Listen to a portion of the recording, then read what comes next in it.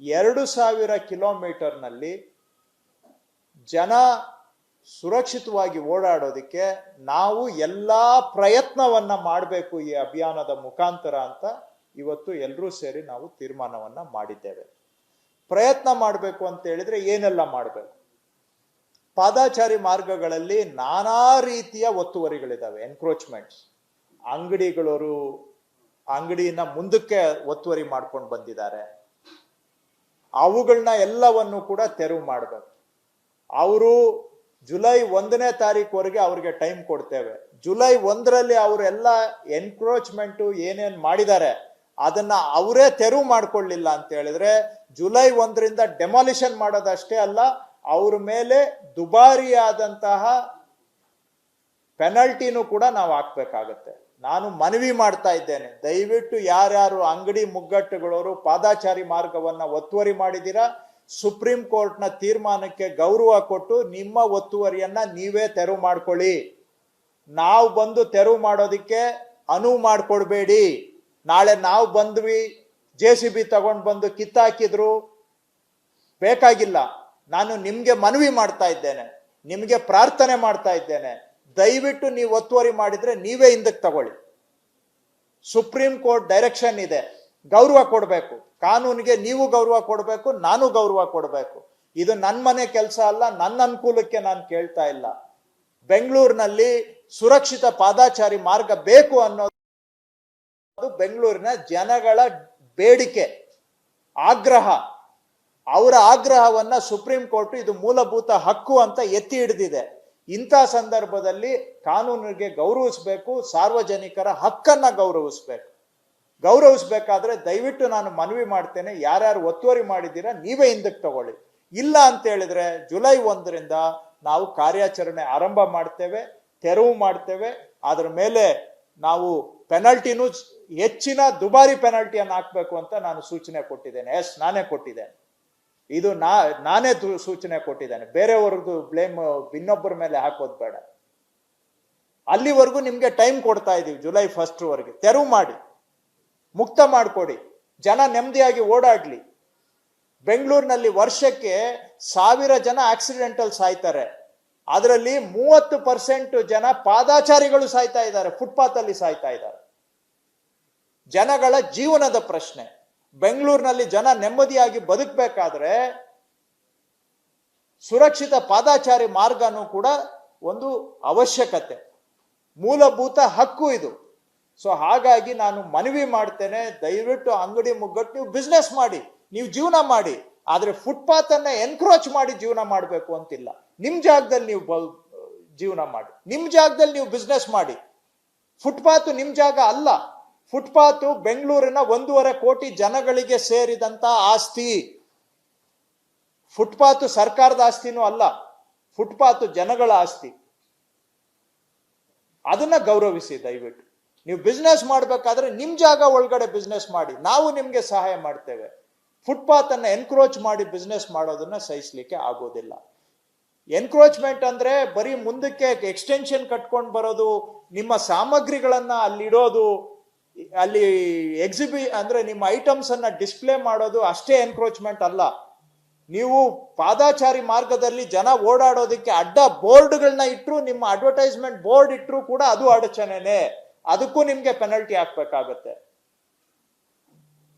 ಯಾಕಂದ್ರೆ ವಯಸ್ಸಾದವರು ಓಡಾಡುವಾಗ ನೀವು ಇಟ್ಟಿರುವಂತ ಬೋರ್ಡ್ಗಳನ್ನ ತಪ್ಪಿಸ್ಕೊಂಡು ಓಡಾಡ್ಬೇಕು ಅಂದ್ರೆ ವಯಸ್ಸಾದವ್ರ ಕಷ್ಟ ಏನು ಅನ್ನೋದು ಅವ್ರಿಗೆ ಗೊತ್ತು, ನಿಮ್ಗೆ ಗೊತ್ತಾಗೋದಿಲ್ಲ. ಸೊ ಪಾದಾಚಾರಿ ಮಾರ್ಗದಲ್ಲಿ ಯಾವುದೇ ಅಡಚಣೆ ಇದ್ರೂ ಕೂಡ ಅದಕ್ಕೆ ಯಾರು ಅಡಚಣೆ ಮಾಡಿದ್ದಾರೆ ಅವ್ರನ್ನ ಜವಾಬ್ದಾರನ್ನಾಗಿ ನಾವು ಮಾಡಬೇಕಾಗತ್ತೆ. ನಾಳೆ ಬಂದು ಸರ್ಕಾರದವರು ಹಂಗ್ ಮಾಡಿದ್ರು ಹಿಂಗ್ ಮಾಡಿದ್ರು ನೀವು ಟೀಕೆ ಮಾಡಿ, ನನ್ನ ಟೀಕೆ ಮಾಡ್ತೀರಾ ಮಾಡಿ, ನಾನು ಟೀಕೆ ಎದುರಿಸ್ಲಿಕ್ಕೆ ನಾನು ತಯಾರಿದ್ದೇನೆ. ಇದರಿಂದ ಜನ ನನಗೆ ಬೈದ್ರೆ ಬೈಸ್ಕೊಳ್ಲಿಕ್ಕೂ ನಾನು ತಯಾರಿದ್ದೇನೆ. ಆದ್ರೆ ಬೆಂಗಳೂರಿನಲ್ಲಿ ಪಾದಾಚಾರಿ ಮಾರ್ಗದ ಸುಧಾರಣೆ ಆಗ್ಬೇಕು, ಅದಕ್ಕೆ ನಾವು ಬದ್ಧರಿದ್ದೇವೆ. ಮುಖ್ಯಮಂತ್ರಿಗಳು ಇದನ್ನ ಸೂಚನೆ ಕೊಟ್ಟಿದ್ದಾರೆ. ಇದನ್ನ ಇಮಿಡಿಯೇಟ್ ಆಗಿ ಮಾಡಬೇಕು ಅಂತ ಮುಖ್ಯಮಂತ್ರಿಗಳು ಸೂಚನೆ ಕೊಟ್ಟಿದ್ದಾರೆ. ಸುಪ್ರೀಂ ಕೋರ್ಟ್ ಆರ್ಡರ್ ಬಂದ ಮೇಲೆ ಇದನ್ನ ಬೆಂಗಳೂರಲ್ಲಿ ಎನ್ಫೋರ್ಸ್ ಮಾಡಲೇಬೇಕು ಅಂತ ಹೇಳಿದ್ದಾರೆ. ನಾನು ಇಡೀ 14,000 ಕಿಲೋಮೀಟರ್ ಮಾಡ್ತೀನಿ ಅಂತ ಹೇಳ್ತಾ ಇಲ್ಲ. ನಾವು ಟಾರ್ಗೆಟ್ ಮಾಡ್ತಾ ಇರೋದು ಬರೀ 2,000 ಕಿಲೋಮೀಟರ್ ಆದ್ಯತೆಯ ರಸ್ತೆಗಳು, ಪ್ರಯಾರಿಟಿ ರೋಡ್ಸ್. ಇದು ನಮ್ಮ ಟಾರ್ಗೆಟ್. ಅಲ್ಲಿ ಸಹಕಾರ ಮಾಡಲೇಬೇಕು. ನಾನು ಜನಗಳಿಂದ ಸಹಕಾರ ಕೇಳ್ತಾ ಇದ್ದೇನೆ. ನಾವು ಬಂದು ನಾಳೆ ಅದನ್ನ ಕಿತ್ತಾಕಿದ್ರು ಅನ್ನೋದಕ್ಕಾಗ್ಲಿ ಅವಕಾಶ ಕೊಡಬೇಡಿ, ಪೆನಲ್ಟಿ ಹಾಕಿದ್ರು ಅಂತ ಹೇಳೋದಕ್ಕೂ ಅವಕಾಶ ಕೊಡಬೇಡಿ. ತಾವಾಗಿ ತಾವು ನಮಗೆ ಸಹಕಾರ ಕೊಡಿ ಅಂತ ನಾನು ಜನಗಳಲ್ಲಿ ಮನವಿ ಮಾಡ್ತಾ ಇದ್ದೇನೆ. ಒಂದು, ಈ ರೀತಿ ಎನ್ಕ್ರೋಚ್ಮೆಂಟ್ಸ್. ಎರಡನೇದು, ಎಲ್ಲ ಫುಟ್ಪಾತ್ ಮೇಲೆ ಪಾರ್ಕಿಂಗ್ ಮಾಡೋದು.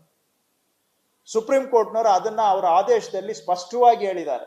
ಪಾದಾಚಾರಿ ಮಾರ್ಗ ಇರೋದು ಪಾದಾಚಾರಿಗಳಿಗೆ, ವಾಹನಗಳಿಗೆ ಅಲ್ಲ ಅಂತ ಬಹಳ ಸ್ಪಷ್ಟವಾಗಿ ಹೇಳಿದ್ದಾರೆ. ಸೊ ಏನಾದ್ರೂ ನೀವು ವಾಹನ ನಿಲ್ಸಿದ್ರೆ ಅದನ್ನ ಟೋಯಿಂಗ್ ಮಾಡಬೇಕಾಗುತ್ತೆ. ಫುಟ್ಪಾತ್ ಮೇಲೆ ನಿಲ್ಸಿದ್ರೆ ಅದಕ್ಕೂ ದಯವಿಟ್ಟು ಅವಕಾಶ ಕೊಡಬೇಡಿ. ನಾನು ನಿಮ್ಗೆ ಮನವಿ ಮಾಡ್ತಾ ಇದ್ದೇನೆ, ನಾನು ನಿಮ್ಗೆ ಕೈ ಜೋಡಿಸಿ ಮನವಿ ಮಾಡ್ತಾ ಇದ್ದೇನೆ. ಫುಟ್ಪಾತ್ ಪಾರ್ಕಿಂಗ್ ಜಾಗ ಅಲ್ಲ. ನೀವೇನಾದ್ರೂ ಅದನ್ನ ಉಲ್ಲಂಘನೆ ಮಾಡಿ, ಸುಪ್ರೀಂ ಕೋರ್ಟ್ ಆದೇಶವನ್ನ ಉಲ್ಲಂಘನೆ ಮಾಡಿ ನೀವು ಅಲ್ಲಿ ಪಾರ್ಕ್ ಮಾಡಿದ್ರೆ ನಾವು ಅನಿವಾರ್ಯವಾಗಿ ಅದನ್ನ ಟೋಯಿಂಗ್ ಮಾಡಬೇಕಾಗತ್ತೆ. ನಾಳೆ ಟೋಯಿಂಗ್ ಮಾಡಿದ್ರು ನಮ್ಮ ಗಾಡಿ ಅಂತ ನೀವು ಅದಕ್ಕೂ ಮತ್ತೆ ಗಲಾಟೆ ಮಾಡಿದ್ರೆ ಮಾಡಿ.